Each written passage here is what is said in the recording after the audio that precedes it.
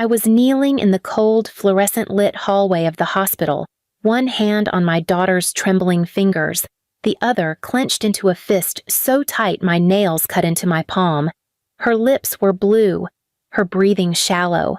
The doctor had just told me the surgery cost would be $48,000. Emergency, immediate, life-saving, and I had $600 in my account. I didn't cry. I stood up and dialed my parents. It was 2:17 a.m. I didn't care. I tapped the speaker button. I needed them to hear my voice shake. Please subscribe to our channel and tell us in comments from where are you watching this video. Mom, Dad, it's Gracie. She's not breathing right. I'm at St. Vincent's. They need to operate now. Please, I need your help. There was a pause. Then the sound of a champagne glass clinking. Mom's voice came first, sharp, cold. Gracie? Isn't she the one who always looked like a sickly cat? I froze. Then Dad spoke, chuckling like he was at a roast. Well, we told you. You shouldn't have had her if you couldn't afford her. I'm not asking for a house, I whispered. She could die. Do not use emotional blackmail, Mom snapped. We already spent more than enough this month. You bought a cake shaped like a castle, I spat, voice rising. You spent $150,000 on Allison's wedding last week.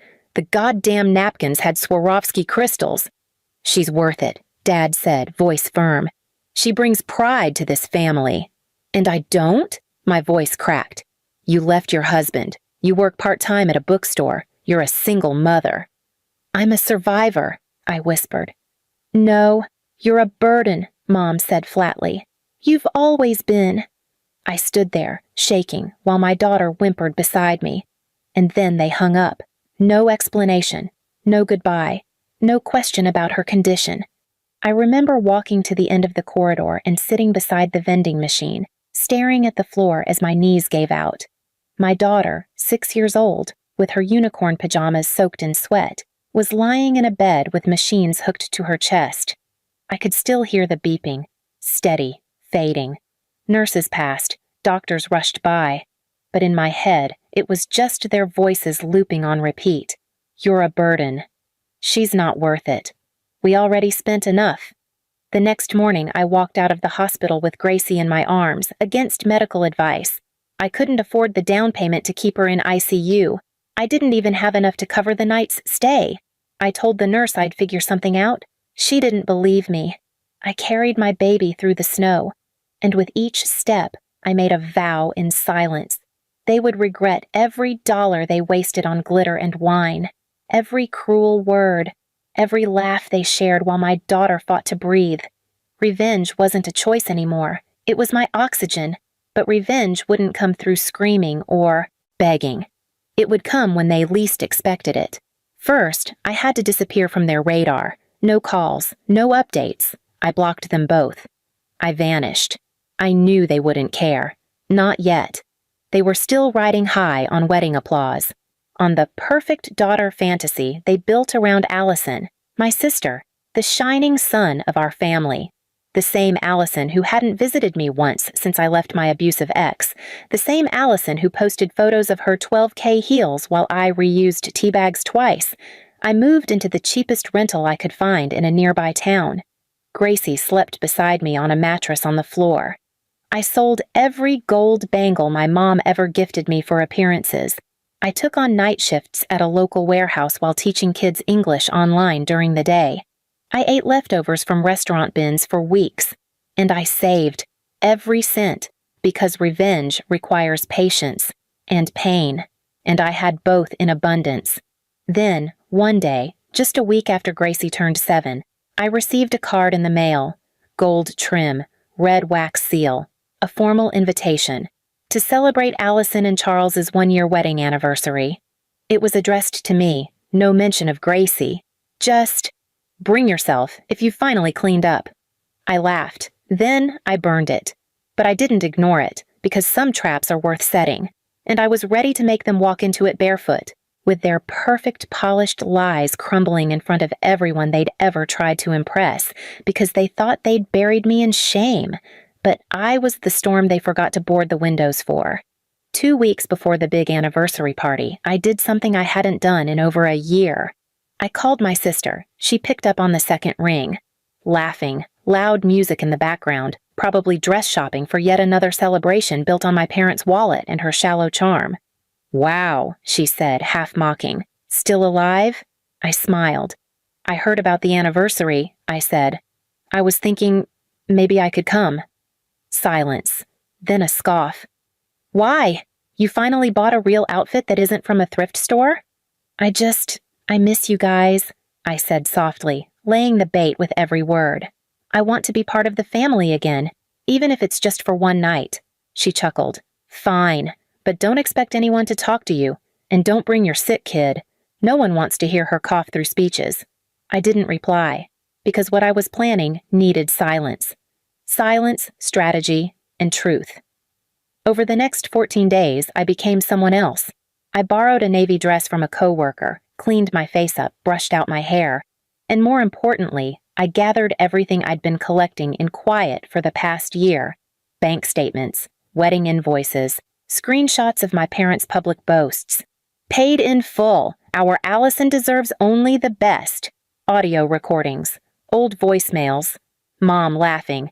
We don't owe her anything. She's just a mistake we didn't return on time. And one very special letter, handwritten by Gracie, folded in pink paper, stained with the tiniest tear marks. It said, "I hope Grandma and Grandpa never need help like I did, because we won't be there." The night before the event, I tucked that letter in a silver envelope, labeled it, "Read in private." I planned to slip it into my father's tux pocket, just before everything else went to hell. The day of the party, I arrived 5 minutes early.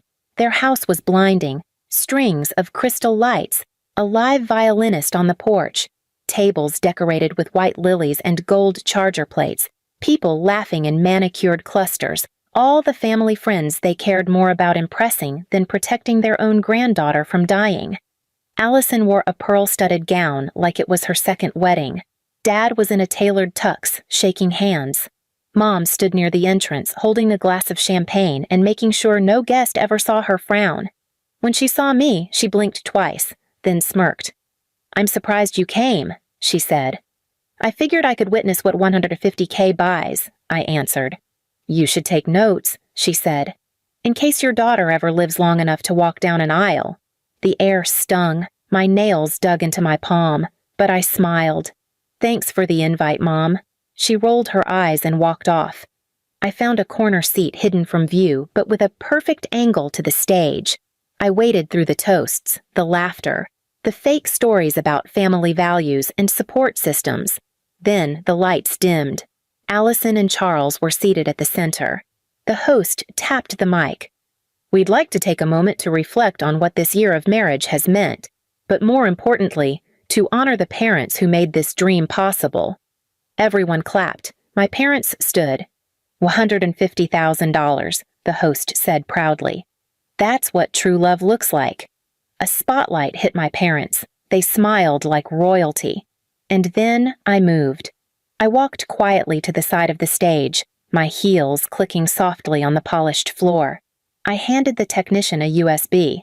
"It's the pre-approved slideshow," I said, lying smoothly. He nodded and inserted it. The screen behind them lit up, and instead of Allison's wedding photos, a slideshow of receipts began. $12,800, custom ice sculpture. $27,000, floral ceiling install. $3,900, designer dress for dog ring bearer, the audience murmured. Then came audio. Mom's voice. "I wouldn't give that girl a penny. She drains everything she touches." Dad's voice. "She's a mistake, a charity case. Let her crawl." Then the final slide. A photo of Gracie in the ER bed, hooked to machines. A caption below. "They said she wasn't worth saving." Dead silence. People turned. Allison stood up, shrieking, "What the hell is this?" Mom gasped, slamming her glass down. "Turn it off! Turn it off!" But I wasn't done. I stepped forward, calm. "In case anyone wondered," I said, voice clear over the mic, "this is what they funded. This is what they prioritized." I pointed to the screen, then held up the silver envelope. And this, I turned to Dad, walking toward him. This is the only response they'll ever get from my daughter. I placed it in his pocket and walked away. No yelling, no tears, just truth, delivered with the same coldness they showed us. Outside, I didn't wait for chaos. I didn't need to. Inside, voices rose. Guests stood. Aunts I hadn't seen in years began whispering. My phone buzzed all night, but I didn't pick up because I had finally spoken. And for once, they were the ones who couldn't breathe. 3 days passed before the first knock came. I didn't answer. My phone had already collected 47 missed calls, 19 voicemails, and a string of texts that pinged between panic and fury. Mom, you humiliated us in front of everyone. Dad, you ruined your sister's night. Again. Allison, you'll pay for this. Then, finally, a message that made me laugh in disbelief. Mom, if you cared about your daughter, you'd have thought twice before making enemies of your own blood. Enemies. That's what we were now, and they were right, because this time I wasn't playing the role of the forgotten daughter. I was rewriting the script completely. By the end of the week, the ripple effect had begun. The first wave hit their social circle. 2 of my father's closest business partners dropped out of a pending deal, citing concerns about public image. A charity board my mother chaired quietly removed her name from the website. Then came the questions, not from strangers, but from within. Uncles, cousins, old family friends. You paid $150K for flowers but didn't help your granddaughter? She was in the hospital? Why didn't you tell us? That slideshow, is it real? My parents tried to spin it, claimed it was fabricated, that I was mentally unstable, bitter, a jealous, lazy mother looking for attention. But I'd been prepared. Every voice memo, every payment receipt, every message they sent over the years, I forwarded to one person. Aunt Melanie, Mom's older sister, the one person they always feared. The one woman who saw through their performance years ago and had cut contact after a fight at Allison's baby shower. Melanie didn't respond right away. Then one night she called me. Come over, she said. Bring Gracie. When I arrived, Melanie knelt in front of Gracie, hugged her gently, and whispered, You are the strongest little girl I've ever met. Then she looked at me. You want a real family? She said. We're starting here.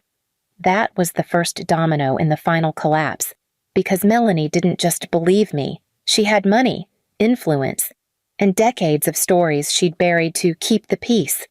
Now she brought it all to light. She sent private messages to the same family friends my mother worshipped.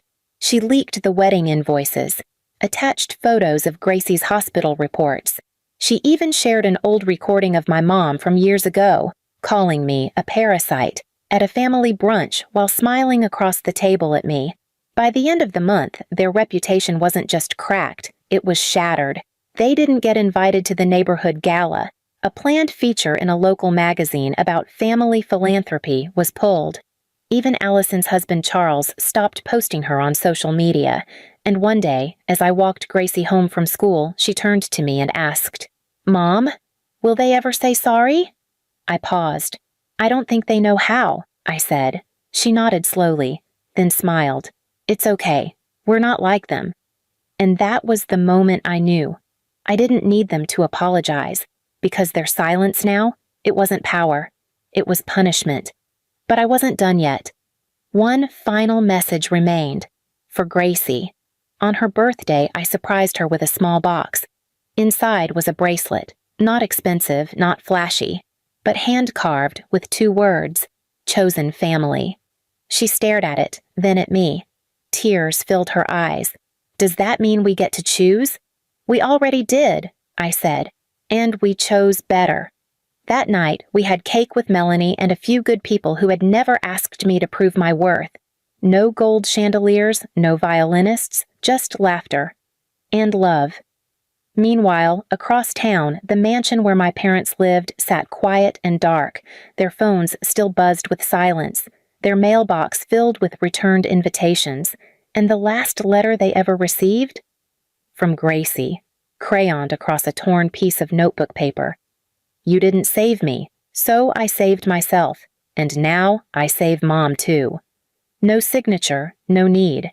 Some scars don't fade, but they do teach you how to never bleed for people who celebrate your wounds. Please subscribe to our channel and tell us in comments from where are you watching this video.